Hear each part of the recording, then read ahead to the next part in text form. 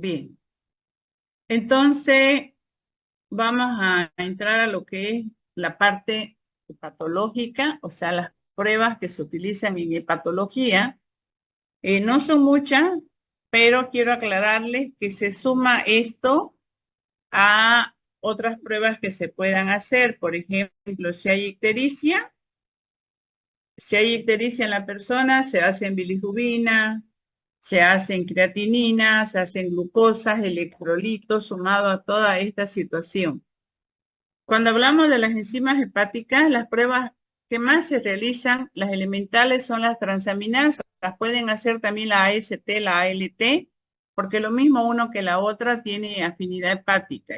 ¿Ya? La pueden llamar como ALT, la pueden llamar como alanino-aminotransferasa, L-alanina, 2-oxoglutarato sérico, etcétera. Tiene diferentes nombres que se le da y el método que más nosotros realizamos es un método enzimático, un método cuantitativo donde la alanina y el alfa-cetoglutarato pasan a formar glutamato con piruvato en presencia de la coenzima NAD en medio ácido que llega a formarse un lactato más el NAD reducido. El valor de referencia aquí ya no sería hasta 12, vendría a ser hasta 40. ¿Cuánto tienen de la AST? Su valor de referencia de la AST. A ver, contestándome.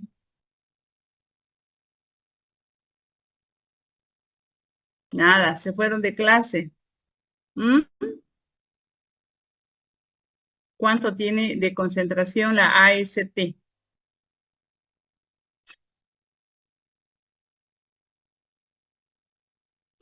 ¿Hasta cuánto?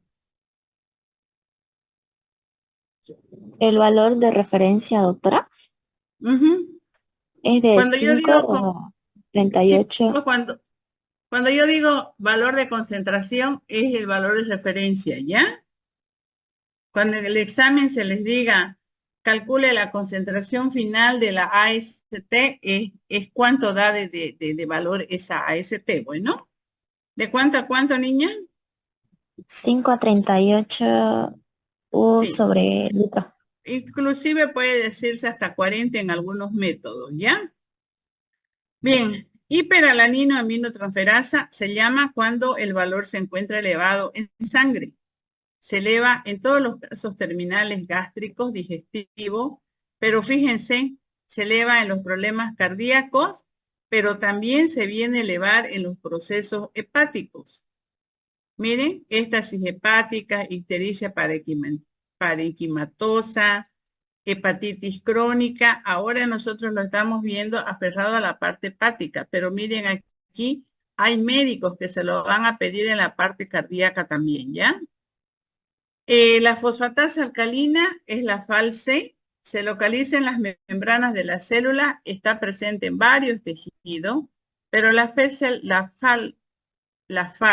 FAL-C también se puede decir plasmática, comprende sobre todo hígado, hueso, intestino en el embarazo y sobre todo queda en la placenta.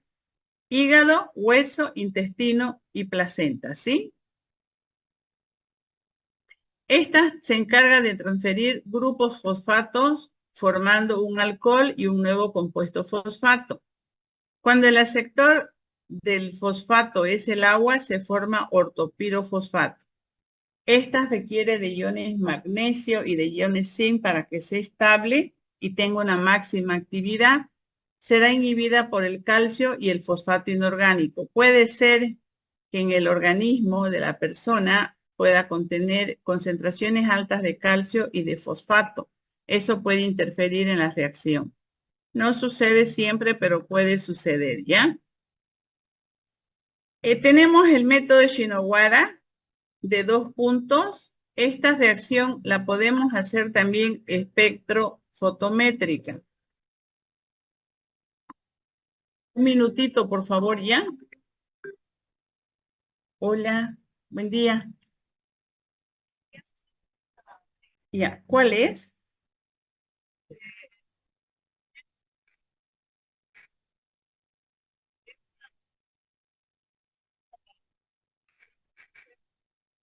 Ya, una cosita, ¿este sí es de 1 kilo o de medio kilo, el de 45?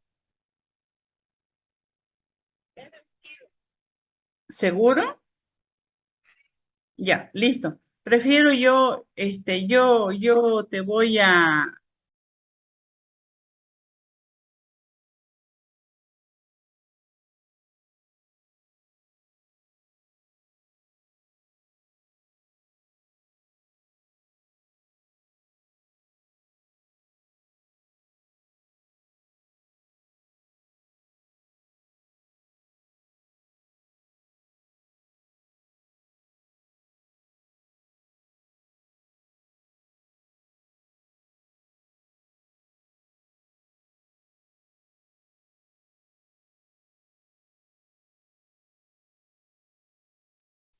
ya chicos, perdón.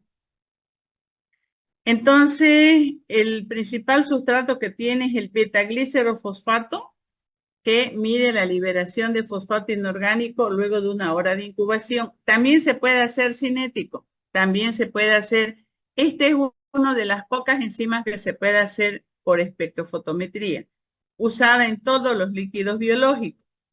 Fíjense sus valores de referencia. En el adulto, hasta 160, ustedes pueden tener otro valor de referencia porque la parte de laboratorio varía dependiendo qué tipo de reactivo tenemos. Pero lo que es importante que tienen que tomar siempre en cuenta es que los niños tienen un valor de referencia más elevado. Hasta los 18 años de edad se encuentra más incrementada por el proceso osteoblástico en la formación de los huesos. Este factor de 001667 es el único factor aplicado en las enzimas para transformar en unidades internacionales. Este es el único factor. Si ustedes sacan por esta unidad litro y multiplican por este factor, les va a dar en unidad internacional, pero obviamente sus valores salen más bajos, lo que causa confusión en los médicos, ¿sí? La actividad de la fosfatasa alcalina plasmática aumenta cuando existe cualquier tipo de obstrucción del tracto biliar, ya sea mecánico o ya sea patológico. Por ejemplo, si hablamos de mecánico, estamos hablando de eh, cálculos biliares que se pueden depositar e impiden que fluya, que salga. Si tenemos la obstrucción biliar, puede ser alta o puede ser de zona baja. Si es de zona alta, son conductos biliares intrahepáticos los afectados, ahí estamos hablando de un problema patológico. Pero si hablamos de zonas bajas, puede suceder que los cálculos biliares vengan y nos estén causando ese taponamiento de los conductos biliares y la enzima quede en circulación elevada y no se elimina. Los aumentos de esta fosfatasa alcalina no son específicos de una enfermedad hepática, porque aumentan en el embarazo, en el crecimiento y en la adolescencia. En todas las enfermedades óseas donde existe una actividad osteoblástica aumentada, quiere decir crecimiento de la persona o que se encuentre afectado el desarrollo del hueso.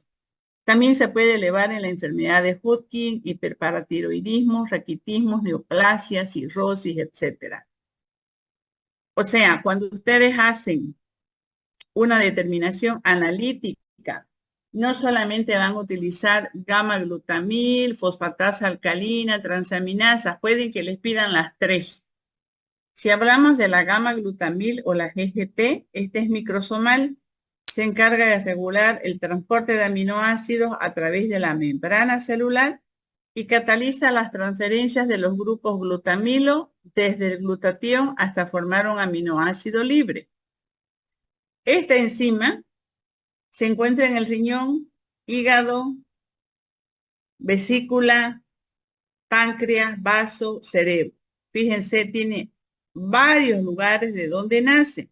Esto da lugar a que se la pueda utilizar en muchas pruebas referidas a todas estas patologías, ¿ya? Para estudiarlo, nosotros vamos a utilizar un método cinético donde no se hace ningún tipo de desproteinización ni tratamiento clínico en la muestra. Uno de los métodos puede ser el método de Sachs, que es cinético, donde la gamma-glutamil 4-anilida se transforma hasta 2-nitroanilida a una longitud de 405. Fíjense aquí, vuelvo a repetir, todo lo que es cinético tiene absorbancias bajas, V. Todo lo que es colorimétrico tiene absorbancia arriba de 500 porque son de colores que ustedes pueden observarlas. Aquí no, en estos métodos ustedes no observan color porque el color es demasiado débil, ¿ya? Su valor es de referencia de 4 a 28 o de 4 a 18 para las mujeres, más altas en los hombres. Lo mismo, vuelvo a repetir que esta situación de este tipo de valores de referencia, básense en el que tienen en su guía, porque estos son universales, ¿ya? Se encuentra elevada en todo lo que son hepatitis, alcohólicas, virales, crónicas, obstrucciones biliares, colectasis, pancreatitis, todo lo que está referido al conducto o al área gástrica, metástasis de hígado, cirrosis, hígado graso, neoplasias, obstrucciones y también en casos donde hay ictericia les van a pedir. Pero es una característica que la gamma-glutamil se encuentre elevada en las personas que tienen hígado graso. Aquí se encuentra elevada. ¿Ya? Todas las personas que tienen este problema de hígado graso van a tener gamma-glutamil más alta. Entonces, si hablamos de las enzimas hepáticas, nos referimos a esas tres.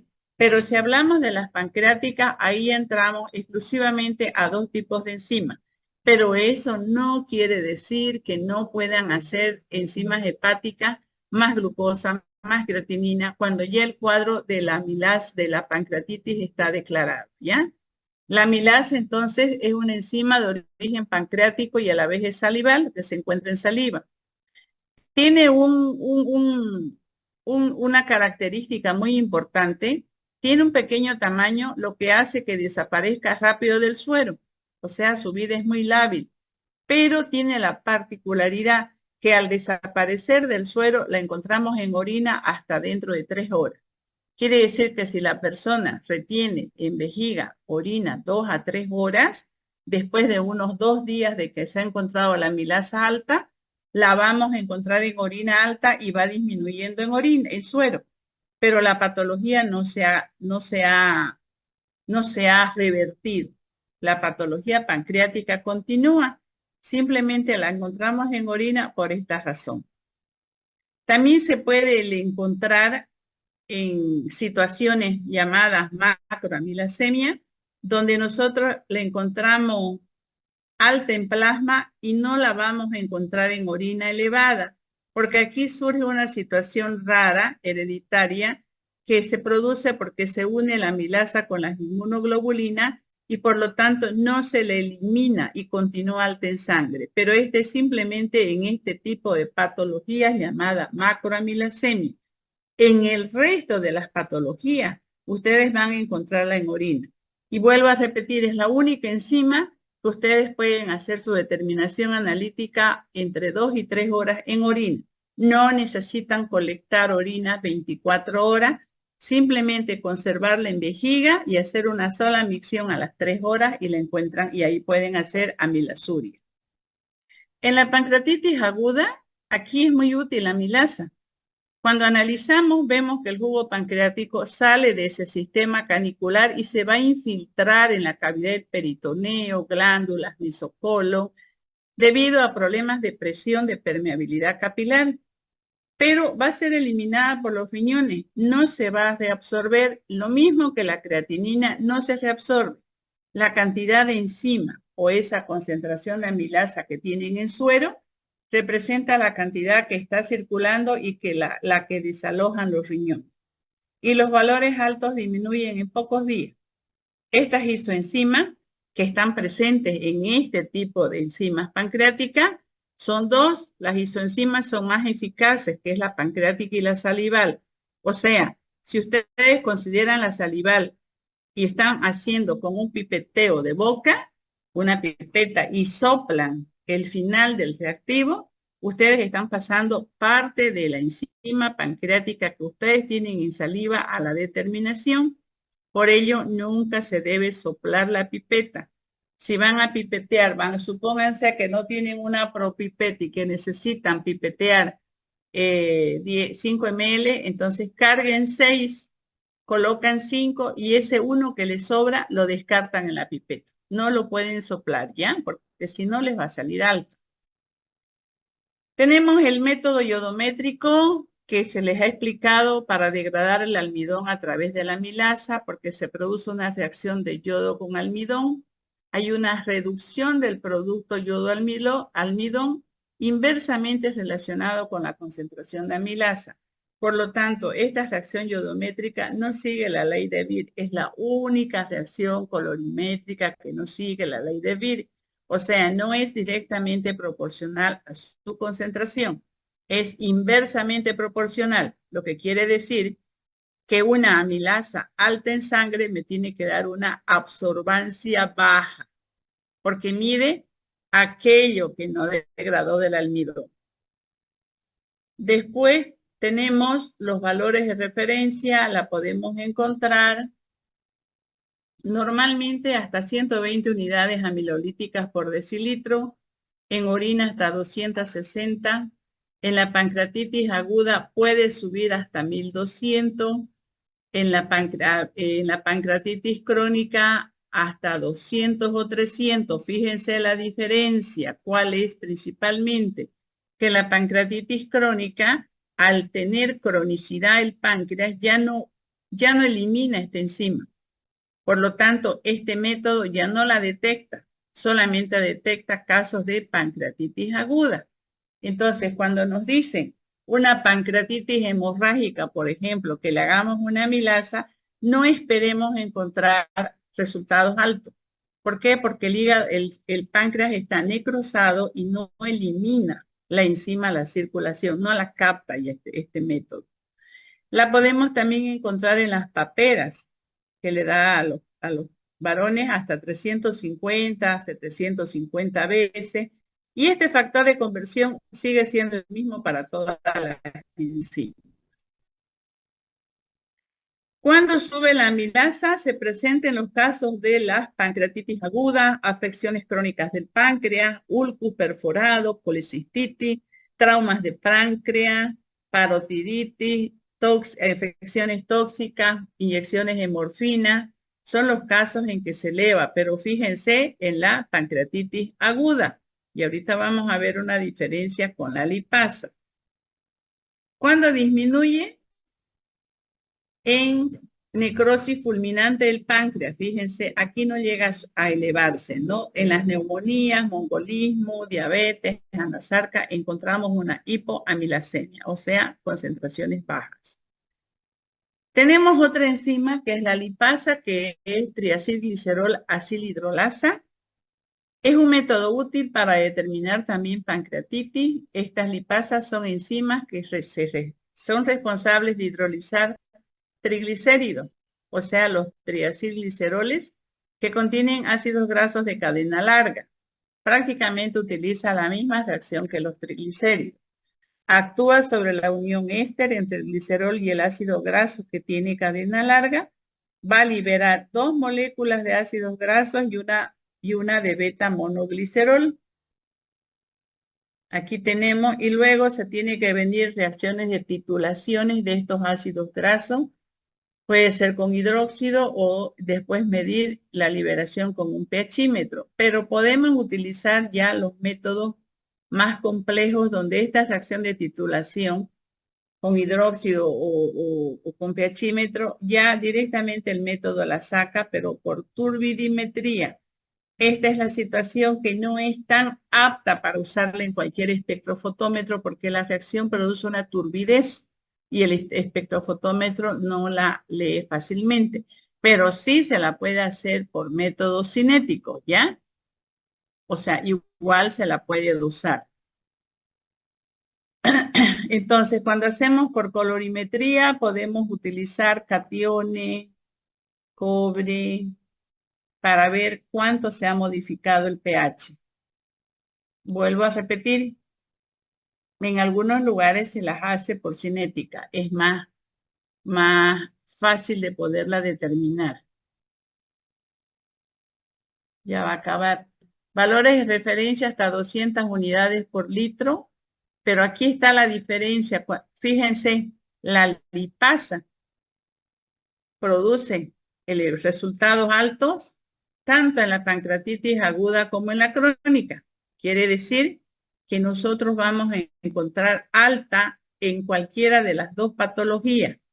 ¿Por qué razón? Porque esta lipasa se la detecta en patologías crónicas como agudas, lo que no sucede con la milasa.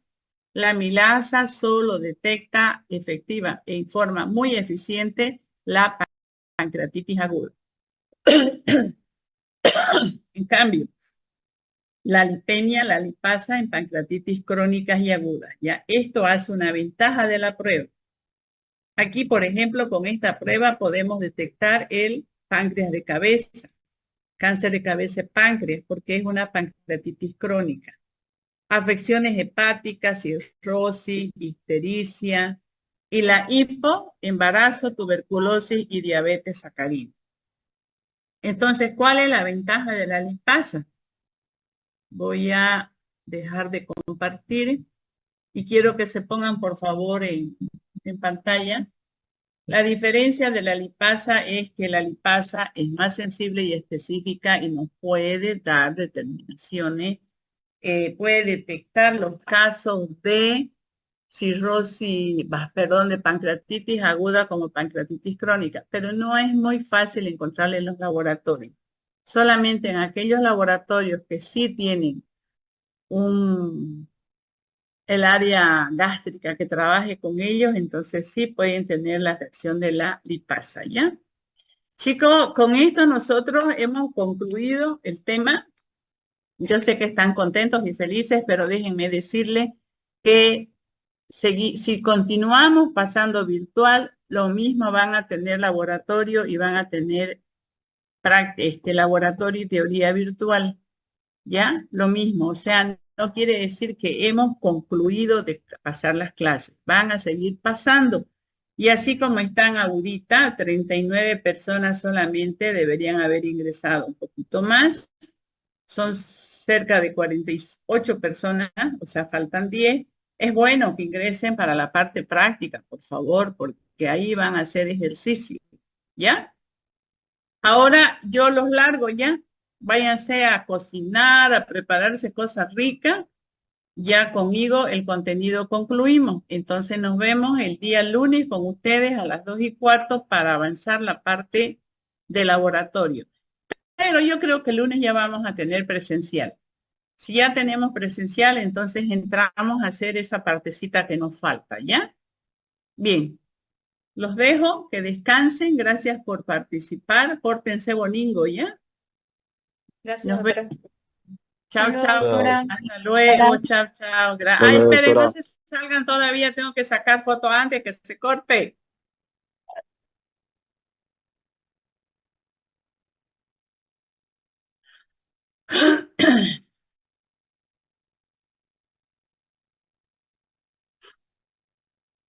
Ya se va a cortar. A 6 minutos todavía me quedan. Aquí no quiere sacarle fotos a ustedes en este grupo. OneDrive, ok. Listo. Ya, chicos, gracias. Los dejo. Hasta luego. Chao, Hasta luego. chao. Chao.